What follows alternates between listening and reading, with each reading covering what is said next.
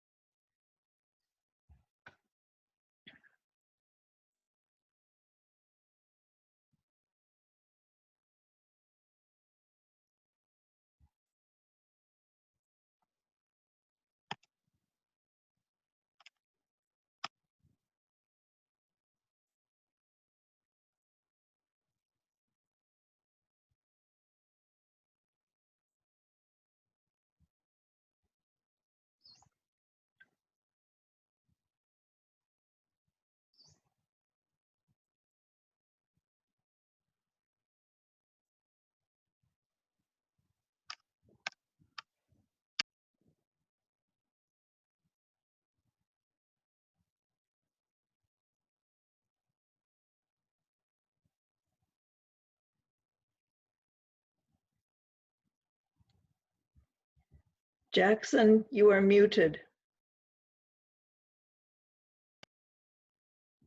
Surely the presence of love is in this place.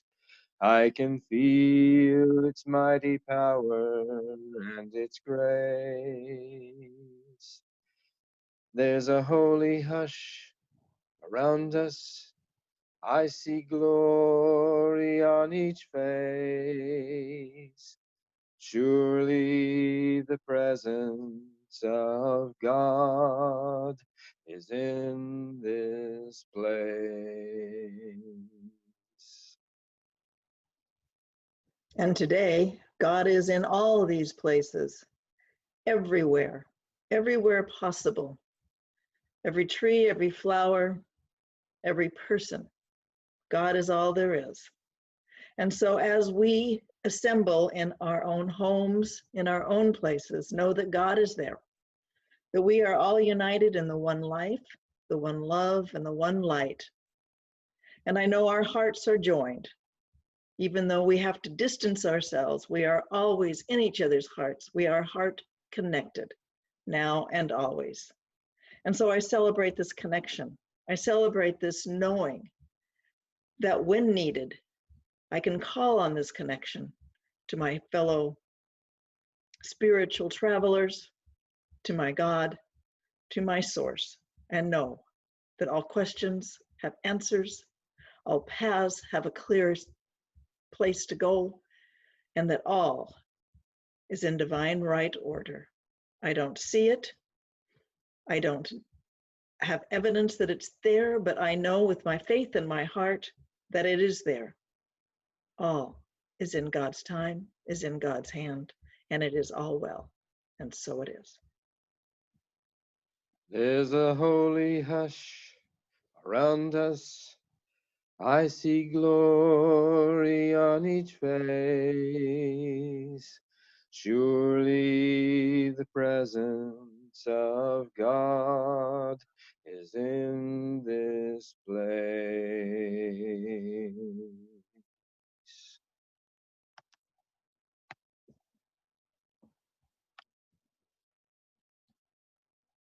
I'm going to mute myself, and Reverend Angelica, you are up.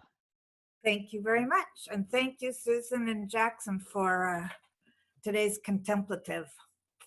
And today's message is called The Seat of the Soul.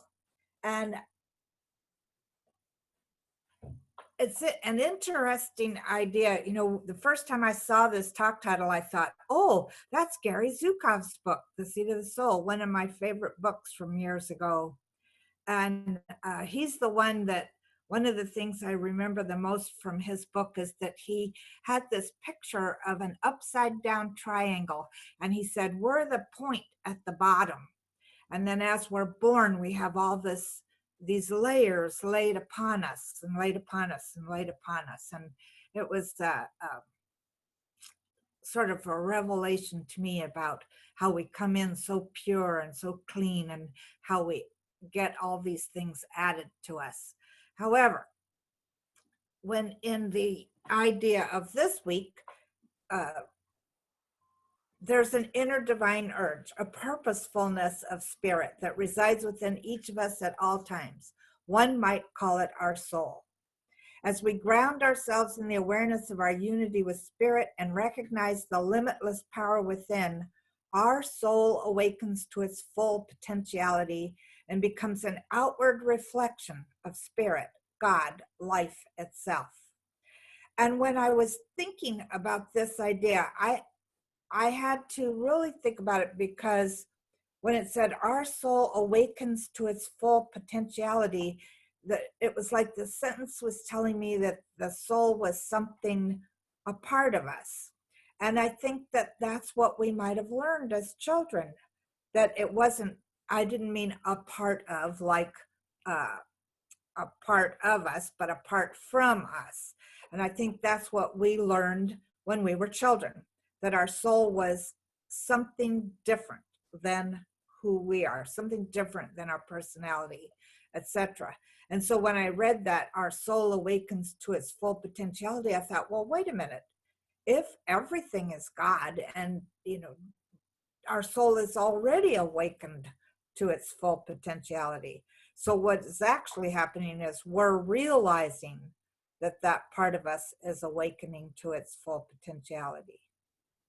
So I looked up a lot of definitions of the soul from various New Thought teachers. And one of them, let's see, I have a few of them here. One is Gary Zukav, and he says, that part of you, the soul is that part of you that existed before you were born and that will exist after you die. It's the highest, most noble part of yourself that you can reach for. Deepak Chopra says, the soul is the core of your being. It is eternal. It doesn't exist in space-time. It's a field of infinite possibilities, infinite creativity. It's your own internal reference point with which you should always be in touch. I like that because I like the idea of the field of infinite possibilities. I often use that as my words for God. Eckhart Tolle says, the soul is your innermost being, the presence that you are beyond form, the consciousness that you are beyond form. That is the soul. That is who you are in essence. Wayne Dyer said, the soul is birthless, deathless, changeless part of us, the part of us that looks out from behind our eyes and has no form. The soul is infinite, so there is no in nor out of it, It is everywhere.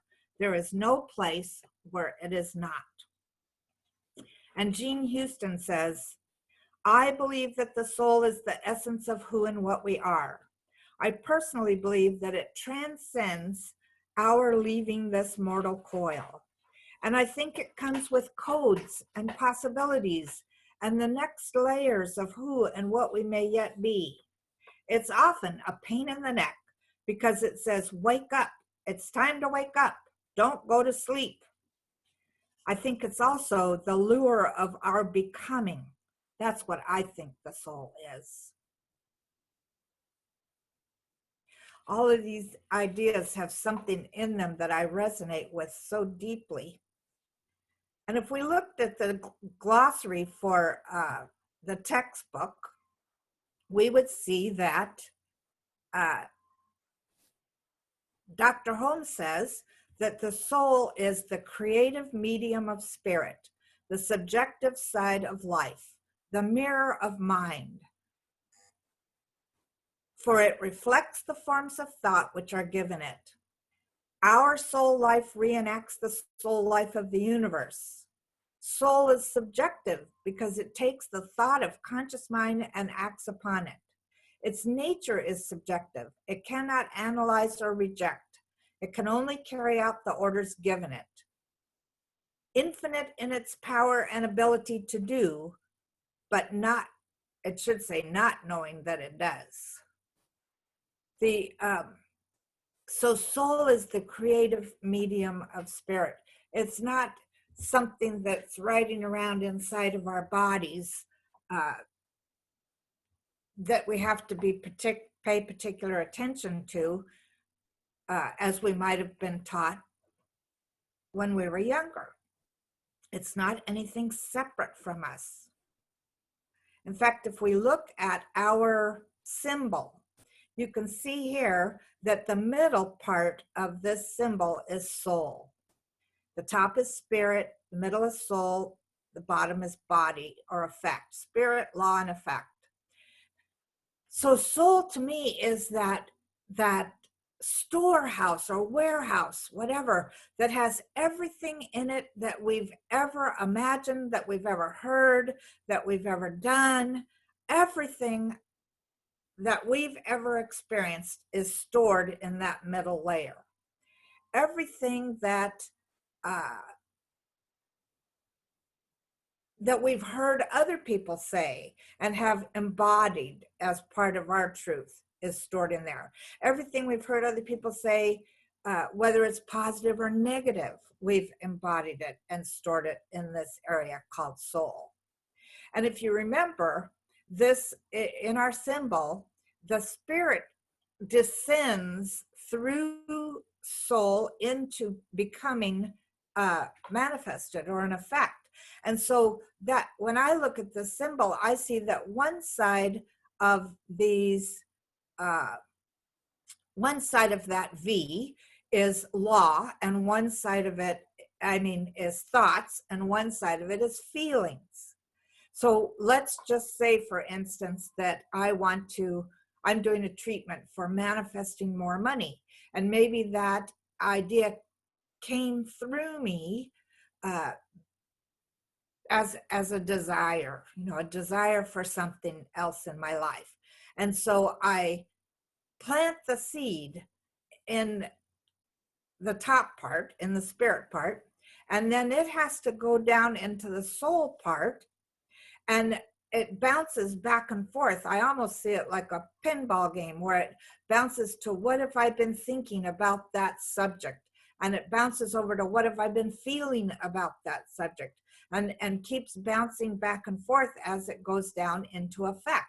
And the thing that it picks up with it as it comes down into effect is our predominant thoughts and feelings. So that soul aspect of us is really important. This is where I think most of our work is done. In fact, I know it is. Most of our work is done in this layer, in the soul layer, because it was like my Hawaiian mother said on her deathbed, that we were like diamonds. We came in like diamonds. and we were bright and shiny and clean and clear. And then as we rolled along our path of life, we picked up dirt and dust, and it constantly, that diamond has to be constantly cleaned. So we get into religious science and we start discovering, if we're taking science mind classes, we start discovering old beliefs that are no longer serving us. We start discovering things that we've embodied so deeply that we had no idea that any of that was running our life. And I say that running of our life because I believe that the soul is the creator of our universe. It uses what we have stored in it to create the life that we're living. So you can see how important soul is.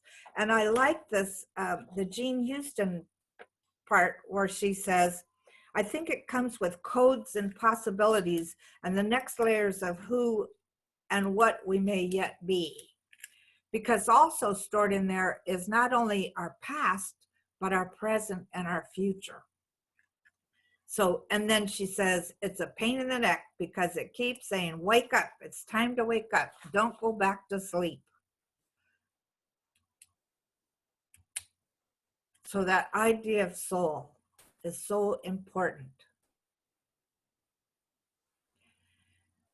One of my minister friends wrote this on the ministers list this past week. She said, soul is when spirit descends into the depths of the human experience. Often, meditation and spiritual intent is to lift ourselves up into higher vibrations of freedom, light, and love. When I feel soul, it is when the infinite power of love descends and feels itself into the most difficult aspects of being human and permeates the experience with her love. When you look back again at the symbol, when I read her statement the other day, I thought, yes, spirit is descending into soul and it's bouncing back and forth in all our predominant thoughts and feelings. But it's also, if you look at the way this soul is, this symbol is drawn, it's almost like spirit comes down into body or effect and then brings that back up into spirit.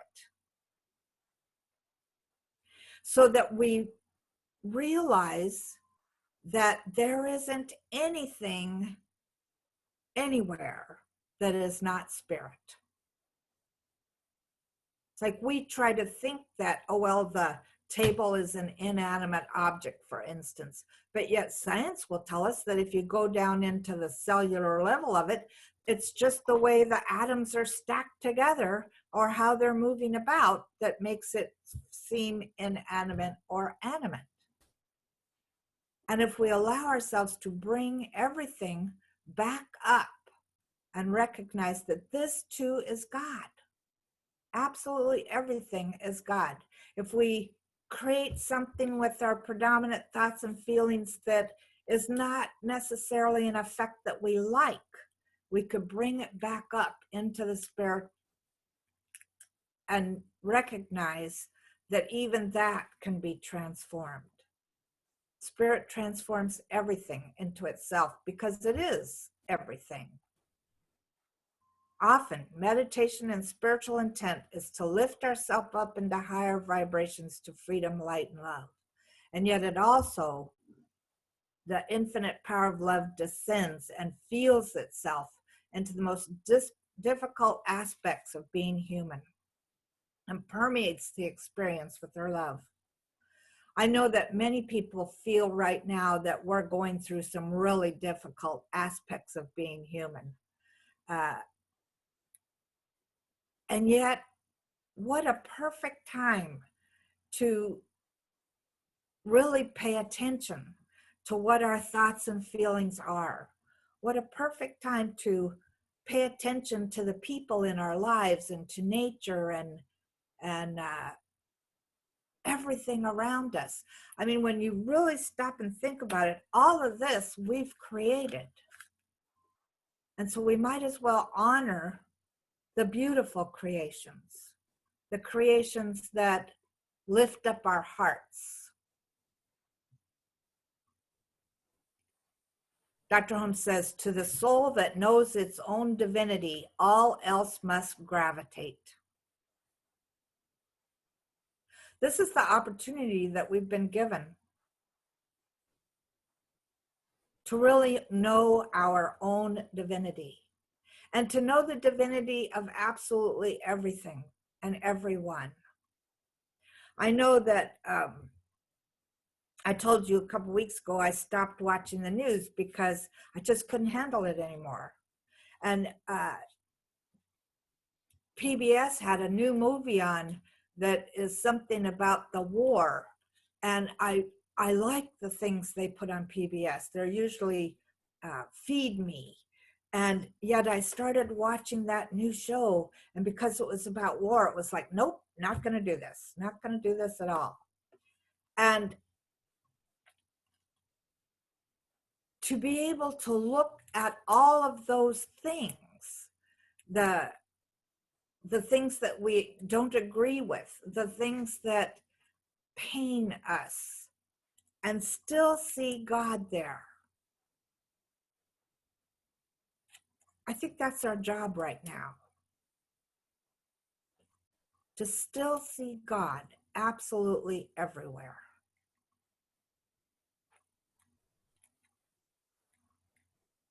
I think when perhaps I mentioned last week to set aside a part of your mind to gently, easily, and humorously remind you of when you're walking down one of those roads of sorrow or roads of anger or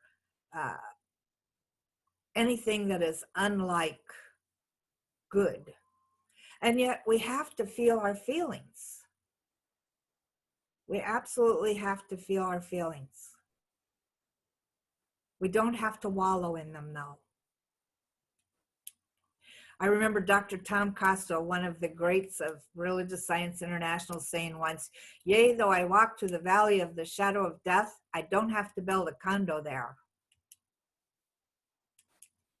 And that's what we tend to do, don't we, sometimes? We go into the sadness or the depression or whatever it might be, and we build a house there.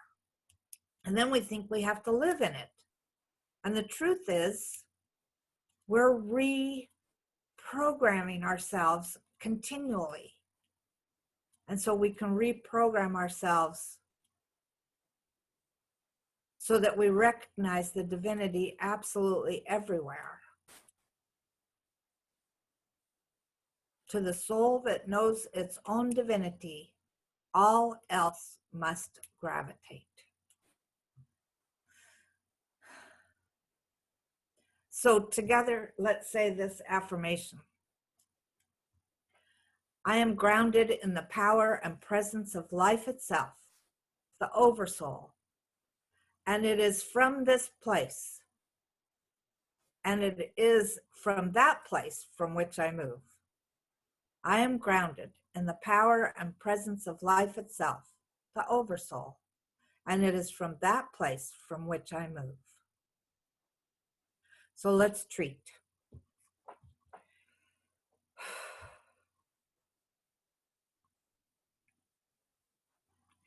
Gratefully, I allow myself to recognize that right where I am is the seat of the soul.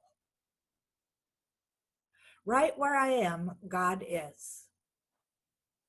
God is that infinite field of potentiality. God is unconditional love, infinite intelligence. It is the source and substance of absolutely everything that is. And knowing this, I declare for us in the first person that I am ready and willing to stand on my spiritual path, knowing that every step I take is absolutely perfect.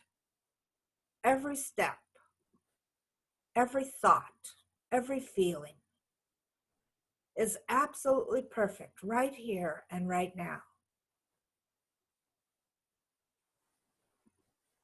I allow myself to remember that I am co-creating this experience, not only with spirit, but with absolutely everyone in the world. So I choose carefully how I wish to think, how I wish to feel, and I let myself move along my path called life, being more open and available to spirit than I ever have before. I see everything as God, everything. And how grateful I am to be able to do this. And as I do this, I know that every area of my being benefits. My health benefits by recognizing that every cell and atom of my body is spirit. And every cell and atom of my body I now declare as happy and healthy.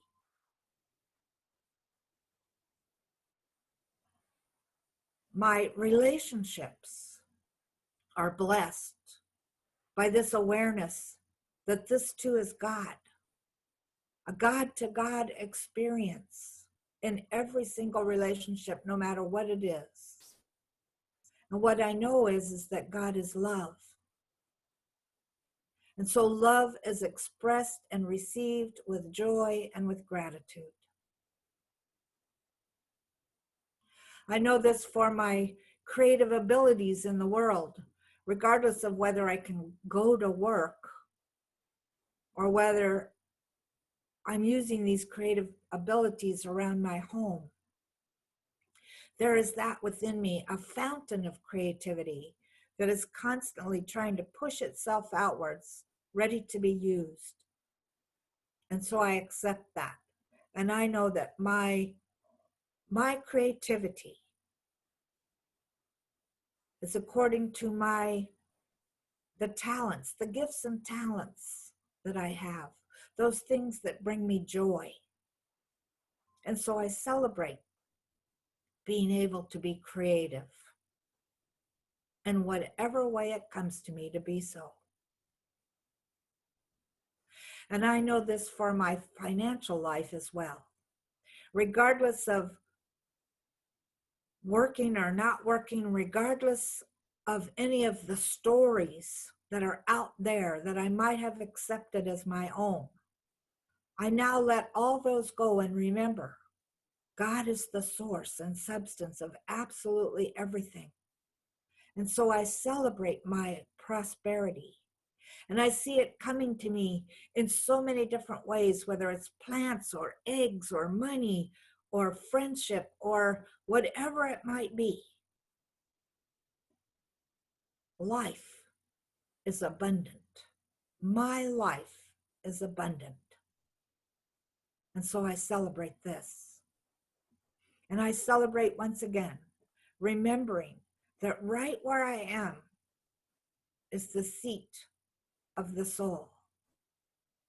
And I see my soul as being pure, unadulterated by any of my past behaviors or thoughts or feelings. It is right here, right now, in the present moment, and in this moment, I am and have everything I need. And it is good, very good. So I release these words with a grateful heart, knowing that each one of us is remembering our truth. And we can say like Jesus did, if you've seen me, you've seen the Father. If you've seen me, you see God. And so it is.